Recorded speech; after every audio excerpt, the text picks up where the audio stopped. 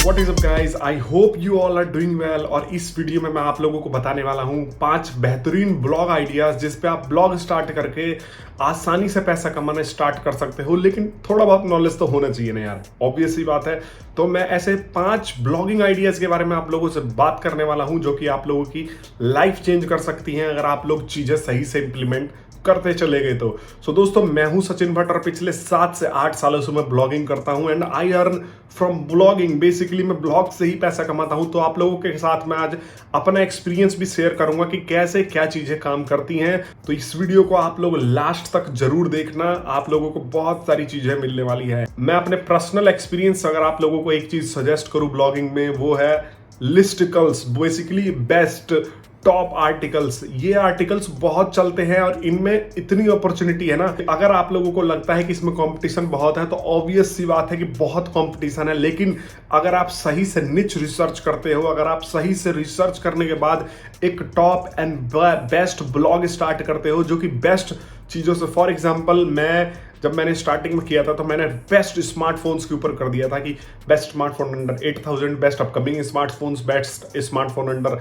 5000। तो ये चीजें मैंने की थी। इसके अलावा भी अब मैं जब अमेजोन का एफिलिएट करता हूँ ना इन सब टॉपिक्स पे, तो इनमें कंपटीशन तो है, लेकिन अगर आप वेल रिसर्च करो तो अभी भी इतने सारे कीवर्ड्स हैं जिनको जिन पे बहुत लो कंपटीशन है और आप लोग आसानी से रैंक करके इस पे पैसा कमाने स्टार्ट कर सकते हो अपने ब्लॉग्स को बना के। चाहे तो आप एडसेंस भी इस पे मोनेटाइज करवा सकते हो इन कीवर्ड्स पे, या आप जो है अमेजोन एफिलिएट से बहुत अच्छी कमाई कर सकते हो।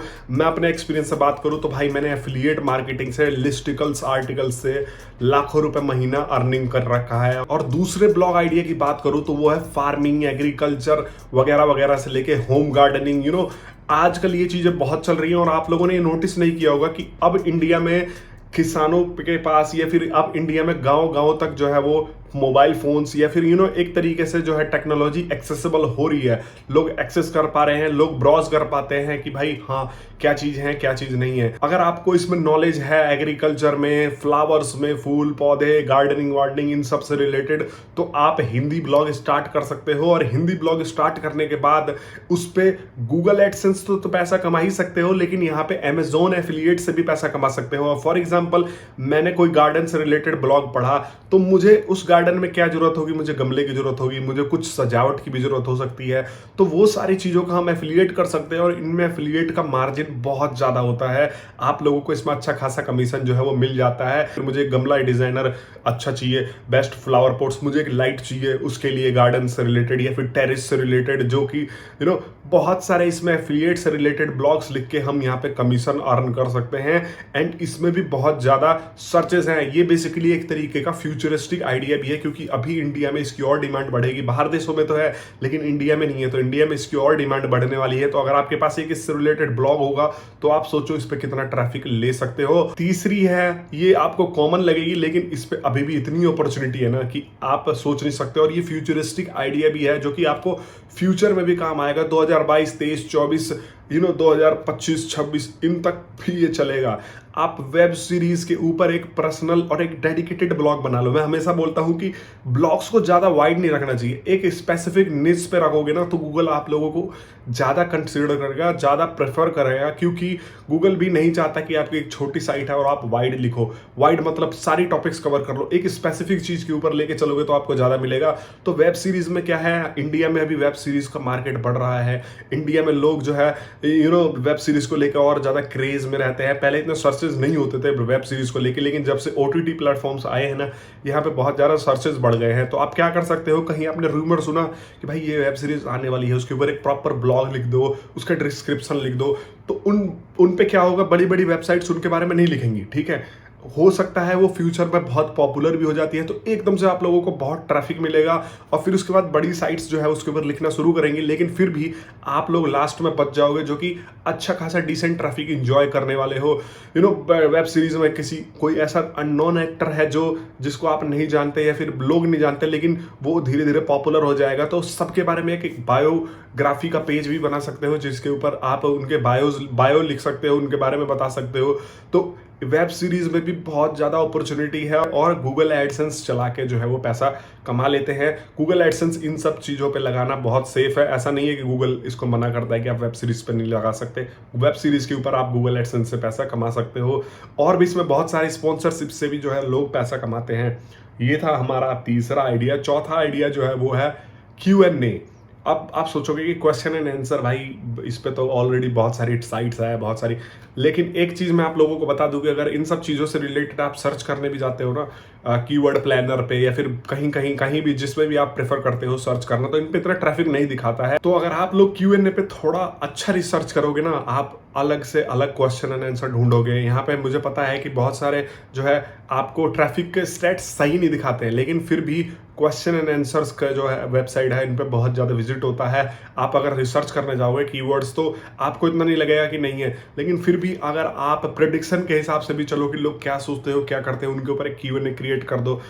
छोटे छोटे जो है क्वेश्चंस होते हैं, आप धीरे धीरे क्रिएट करते जाओ। आप ऐसे ही 1000-2000 क्वेश्चन अपनी साइट पर डाल दो।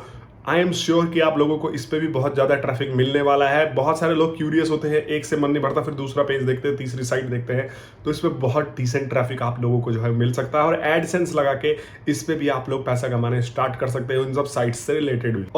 और एक और आप लोगों को मैं यूनिक आइडिया देना चाहता हूँ। ये मेरा लास्ट और 5th ब्लॉग आइडिया है जो आप लोगों को हो सकता है कि अच्छा खासा ट्रैफिक दिलवा दे। तो बहुत सारे लोग क्या करते हैं कि बहुत सारे छोटे प्रॉब्लम्स को छोड़ देते हैं, वो बड़े बड़े प्रॉब्लम्स के ऊपर जो है वो ब्लॉग बना देते हैं कि ये प्रॉब्लम कैसे सॉल्व करा जाए, ये प्रॉब्लम कैसे सॉल्व करा जाए। लेकिन ये चीज़ मैंने खुद एक्सपीरियंस किया हुआ है कि यहाँ पे छोटे प्रॉब्लम्स, आप सोचोगे भाई कैसे प्रॉब्लम्स, फॉर एग्जाम्पल टेक्नोलॉजी से रिलेटेड ले लो, how to fix this error in Windows.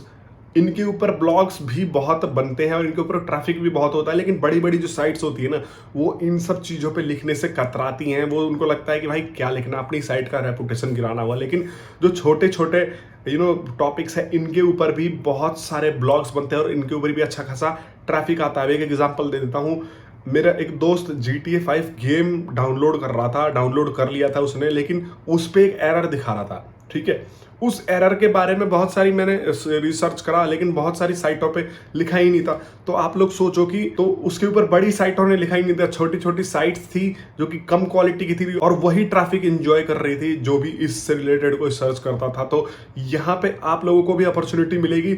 आप लोग ऐसे छोटे मोटे प्रॉब्लम्स, जैसे विंडोज से रिलेटेड कोई विंडो में ये प्रॉब्लम आ रही है, हाउ टू इंसर्ट वॉलपेपर, और ये सब चीजें कर करके आप इसके ऊपर भी ब्लॉग लिखना शुरू कर सकते हो। और मैं हमेशा बोलता हूँ कि रिसर्च करना बहुत इंपॉर्टेंट होता है। जब भी आप कोई ब्लॉग लिखने की सोचते हो तो आपको सबसे पहले उन टॉपिक्स के ऊपर रिसर्च करना बनता है। इन टॉपिक्स के ऊपर अगर आप ब्लॉग बनाने की सोच रहे हो तो आपको मैं एक स्ट्रेटजी बता देता हूं जो कि आप लोगों को हेल्पफुल लगने वाली है। तो दोस्तों, मैं आप लोगों से सबसे पहले आग्रह यह करूंगा कि जब आप स्टार्टिंग में ब्लॉग अपना स्टार्ट कर रहे हो, स्टार्टिंग में अगर आप ब्लॉग लिख रहे हो, आपकी डोमेन अथॉरिटी नहीं है, नई ब्लॉग है, तो आप लोग बहुत लो से लो कंपटीशन में ब्लॉग्स लिखना स्टार्ट करो।